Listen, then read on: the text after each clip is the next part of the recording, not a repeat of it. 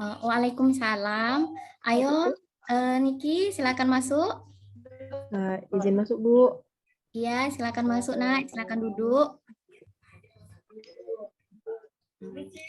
Bagaimana kabarnya hari ini, Nak? Sehat, Bu. Alhamdulillah. Oh, alhamdulillah. Dari mana aja tadi? Saya barusan dari kantin, Bu. Oh, dari kantin makan ya? Makanan kesukaannya apa? Mie ayam, Bu. Oh, sama Ibu juga suka mie ayam tuh.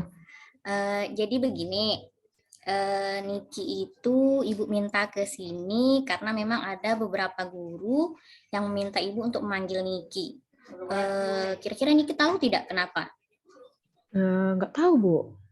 Oh, tidak tahu ya? Nggak tahu.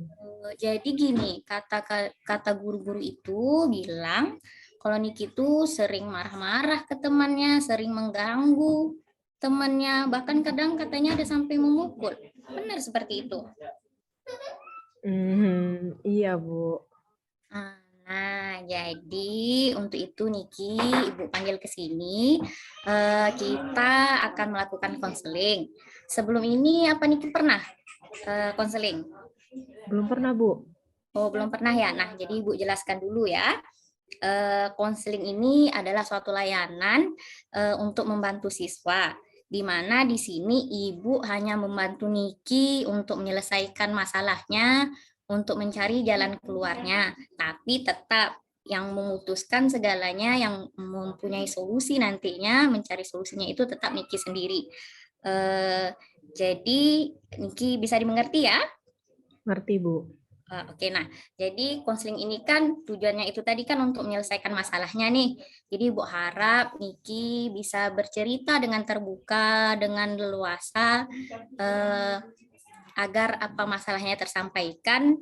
Kemudian Niki jangan khawatir, untuk segala pembicaraan di dalam proses konseling ini, itu tidak akan keluar kemana-mana, hanya Niki dan Ibu saja yang tahu. Jadi apakah Niki bersedia? Bersedia, Bu, insya Allah. Oh ya, baik. Selama 45 menit ke depan kita akan melakukan konseling nih. Niki siap kan?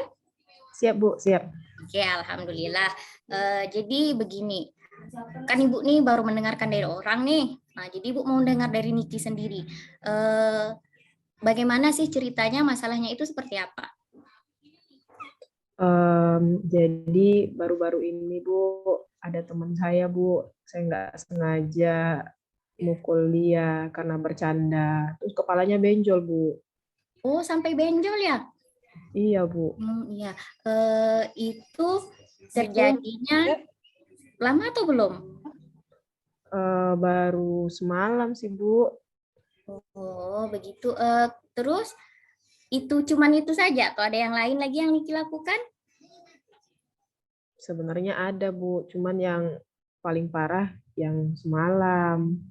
Oh, yang itu sampai benjol. Berarti yang dikata guru Niki ada marah sama teman-teman itu benar juga ya? Marah-marah biasa aja, Bu. Oh, biasa mungkin bagi Niki ya.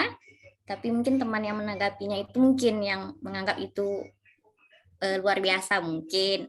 Jadi Niki rasa kalau kita seperti itu nih, benar atau tidak itu? Kita sampai memang awalnya bercanda kan, tapi sampai benjol temannya itu benar atau tidak? Salah sih, Bu. Cuman kan saya nggak sengaja, Bu. Iya, tapi kan kita harus juga bisa bercanda itu harus bisa ditahan ya. Kenapa Niki bercandanya bisa sampai seperti itu? Nggak ada, Bu. Seru, Bu. Seru? Sampai melukai teman itu seru? Iya, Bu. Kan bercanda, Bu.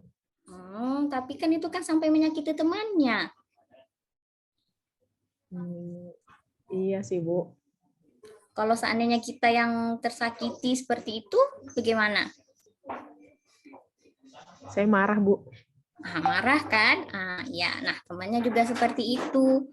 Jadi coba Niki pikir, kenapa sih bisa Niki sampai sebegitu itunya ekspresinya sampai memukul seperti itu? Karena saya senang, Bu. Oh, senang. Berarti Niki tak bisa tuh untuk istilahnya meredamkan dirinya untuk tidak sampai seperti itu? Nggak bisa, Bu, kayaknya refleks. Oh, refleks. Mm-mm. Jadi Niki bersikap seperti itu karena memang Niki merasa senang, kemudian karena memang refleks juga. Iya, Bu, udah sering, Bu, kayak gitu. Kira-kira nih kalau kita seperti itu, apa sih yang bisa kita lakukan? Hmm, tidak memukul lagi, tidak marah lagi. Oh iya, kita kan perlunya tidak memukul lagi, tidak marah lagi. Nah, untuk tidak memukul lagi, untuk tidak marah lagi, itu kita perlu untuk mengendalikan, Diri, mengendalikan emosi, Bu. ya, mengendalikan diri. Nah, agar kita tidak mukul lagi teman-temannya, agar kita tidak marah-marah lagi. Jadi di sini apa yang Niki lakukan tadi itu namanya perilaku agresif, ya. Kemudian kan Niki bilang tadi itu refleks, Bu. Mungkin itu tadi Niki bilang tidak bisa mengendalikan, Bu. Jadi salah satu yang harus kita selesaikan, Niki harus apa? Harus bisa Menahan diri, Oh iya, tidak mukul, Bu. karena itu harus bisa menahan diri. Nah, jadi untuk menahan diri itu eh, ada beberapa hal yang harus bisa kita lakukan untuk kita bisa menahan diri. Sebelumnya Ibu nanya dulu, Niki, kalau Niki seperti itu nih, kira-kira apa sih konsekuensi yang Niki terima? Konsekuensi itu apa, Bu? Istilahnya dampak buruknya, efeknya dari perbuatan Niki itu apa? Dampak buruknya teman saya jadi sakit. Terus saya nggak ditemenin lagi, Bu. Hari ini saya ke kantin sendirian karena teman saya sekelas nyalahin saya. Terus juga saya kemarin dikasih hukuman sama guru, disuruh ngepel koridor. Oh, banyak kan yang tidak baiknya yang kita terima kan dari perbuatan itu. Iya, Bu. Jadi Niki maunya terus seperti itu atau bagaimana? Sebenarnya mau tidak seperti itu lagi sih, Bu. Oke, berarti Niki mau kan menurunkan perilaku agresifnya? Mau, Ya. Bu. Nah, jadi yang paling penting itu pertama kita adalah punya komitmen. Kita Komitmen. punya komitmen untuk tidak melakukan itu lagi. Itu poin pertamanya. Kemudian untuk bisa mengendalikan diri tadi Ibu kan menanyakan nih apa konsekuensinya. Niki tadi bilang tuh banyak kan tidak disukai teman, Bu, teman saya sakit, terus saya nanti dimarah guru. Nah, jadi konsekuensi itu bisa kita gunakan sebagai pengingat kita. Nanti sebelum Niki melakukan sesuatu, Niki ingatkan kembali konsekuensi yang Niki sebut tadi, ya. Iya, Nah, Bu. nah kemudian selain itu kira-kira nih kalau seandainya Niki bisa berubah nih, tidak berperilaku agresif lagi, apa manfaat yang Niki terima? Saya tidak kena hukum lagi, terus saya berteman lagi dengan teman-teman saya. Nah, ya. Jadi kebalikan dari konsekuensi tadi kan bisa punya banyak teman, teman bisa senang sama kita, guru pun mungkin nanti bisa senang sama kita. Berarti banyak kan manfaatnya. Nah, sekarang Ibu minta nih ini ada kertas Ibu kasihkan sama pena, Niki salinkan manfaat-manfaat yang Niki sebut tadi. Ada, Bu. Bisa? Nah, oke. Iya, Bu.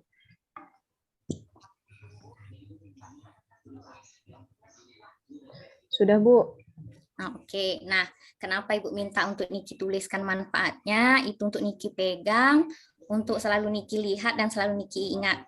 Jadi salah satu juga cara kita untuk mengendalikan diri, kita harus mengingat banyak manfaat jika perilaku itu kita redamkan. Niki mengerti kan? Mengerti, Bu. Jadi Ibu tanya lagi, apa yang harus Niki lakukan untuk bisa mengendalikan diri Niki? Menahan diri supaya tidak memukul teman lagi, menahan diri supaya tidak marah lagi, berpikir ulang manfaat ketika tidak melakukannya dan memikirkan resiko bila melakukannya. Oke, baik. Nah, pintar sekali anak ibu ini. Jadi itu tadi kita harus mengingat konsekuensi yang kita terima, kemudian kita harus mengingat kembali manfaat yang kita terima jika kita meredamkan perilaku itu. Jadi Ibu rasa Niki sudah paham, Niki bisa melakukannya. Ibu harap Niki bisa, Ibu yakin karena Niki sudah berkomitmen dan Niki tahu caranya seperti apa. Jadi Ibu harap Niki bisa berubah dan ini memang bisa membantu Niki untuk meredamkan perilaku agresifnya. Bisa untuk Niki lebih mengendalikan dirinya lagi. Oke, nah jadi ini waktunya Ibu rasa sudah mau selesai. Jadi Ibu ingatkan lagi, Niki bisa ya, Ibu yakin Niki pasti bisa. Karena kita sudah berkomitmen dan juga sudah tahu caranya, Ibu yakin pasti bisa. Oke? Oke, Bu. Nah, nah, jadi ini prosesnya sudah mau selesai. Sebelum selesai, coba Ibu mau dengar apa sih kesimpulan dari konseling kita ini? Kesimpulannya adalah perubahan perilaku saya agar tidak berperilaku agresif lagi. Dan Ibu sudah banyak membantu saya untuk menemukan apa saja manfaat dari apabila saya tidak melakukan perilaku tersebut dan apa saja konsekuensi yang saya terima apabila saya melakukan hal agresif tersebut. Oke, baik. Nah, terima kasih. Berarti anak ibu betul-betul mengikuti konseling ini ya. Jadi, kira apa sih kesan yang Niki terima selama konseling ini? Kemudian apa harapannya? Kesannya saya senang mengikuti konseling ini karena sudah menyadarkan bahwa perilaku yang saya lakukan adalah perilaku yang salah. Terus pesannya semoga saya bisa merubah perilaku saya ke depannya. Alhamdulillah, semangat ya Ibu, senang mendengarnya. Ibu yakin Niki bisa berubah. Jadi Ibu ingin lihat, Ibu ingin dengar kabar baik dari Niki di pertemuan yang berikutnya. Kira-kira kapan Niki bisa menemui Ibu lagi? Kalau minggu depan boleh, Bu? Oh, oke, boleh. Oke, nah Ibu ucapkan terima kasih atas kedatangannya. Semangat untuk memperbaiki diri lagi, karena kita memang terus belajar ya untuk memperbaiki diri. Ya, Bu. Mari kita tutup pertemuan ini dengan doa. Ayo kita berdoa ya, berdoa dimulai. Oke, berdoa selesai. Nah, demikian konseling kita pada siang hari ini. Niki bisa kembali ke kelas. Terima kasih. Assalamualaikum warahmatullahi wabarakatuh. Waalaikumsalam warahmatullahi wabarakatuh. Terima kasih, Bu. Ya, sama-sama. Baik, Ibu Susiliana ya. Ibu Susiliana, baik saya langsung saja Ibu Susiliana karena sudah memilih saya sebagai pengamat. Jadi sebelumnya mohon maaf Ibu Susiliana, yang saya nanti akan utarakan ini hanya sebatas Ya, Bu. bagaimana sarannya ya. Ya, Ya. baik kita bagaimana nanti ke depannya PL lebih bagus lagi. Ya. Baik Ibu Susiliana, pada umumnya sebetulnya ada beberapa langkah-langkah yang masih belum tercapai ya dan belum terlihat dari tekniknya. Ya, kenapa kalau menurut pengamatan saya kenapa belum terlihat karena belum menggali artinya belum menggali apa-apa yang menjadi pokok masalah dari si Niki ini, si siswanya ini atau konselornya ini. Nah, saran saya juga Bu, nah di sini kan ada saya lihat di poin 15 di lembar observasinya guru BK mengarahkan konseli untuk mengakui. Kalau menurut saya pribadi sebaiknya bahasanya perlu diperbaiki bukan mengakui ya Bu. Ya, bagaimana kalau semacam mengakui artinya kita memaksa ya, memaksa konselingnya itu. Jadi seperti itu. Jadi ya artinya di tahap pendalaman apa lagi namanya tadi? Apa tadi itu di Pak Misrang? Personalizing ya? Ya, Apakah personal izin ya, pendudukan masalah. iya pendudukan masalah itu masih kurang kalau saya lihat, masih perlu. Sudah ada tapi masih perlu. Heeh. Ya, ini juga saya bingung Bu, yang mana itu yang kita maksud